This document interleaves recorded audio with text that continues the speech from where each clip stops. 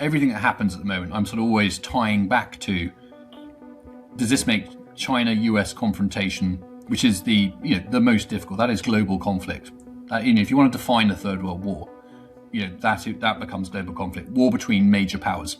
I first briefed it really clearly in November 24, and my cascade then was political disruption in the US, which is a bit like predicting Christmas at the moment, but that required increased pressure overseas, American alienation of allies, cascading through to action in the Middle East, because we had the feeling then that things were not over with the 12-day exchange and other things that had gone on. Moving through that towards economic effects, moving on from that towards the stakes for China and Taiwan altering. How would a war planner in Beijing be looking at this?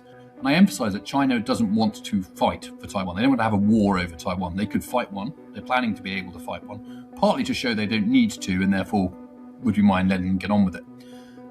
So that was the cascading sort of process. Any future prediction you make can fall down on detail, but I think the pattern we were trying to bring to bear is these are no longer selective crises. Everything interrelates, it feeds, and it drives further possibilities, and it's a cascade. And I think we are seeing cascade elements in this. And the other parts, of course, with Russia, and again, what happens with China at the end as being big elements. And we weren't the only people thinkers, and militaries were cottoning on to this. The 27 dates picked up some real interest because it's when China's judged to have been ordered to be ready, even though that might have come from the US in the first place. But the US is preparing for 27 because they think China is. So everyone prepares for 27.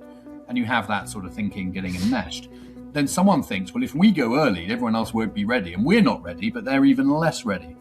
Why should we wait for the UK, the US, and France to rearm? If we move now, it's a time of maximum advantage, not readiness. When do we have the biggest advantage over our adversaries, that we can pursue our objectives and they can't do anything about it? That's the underlying theme to all of this.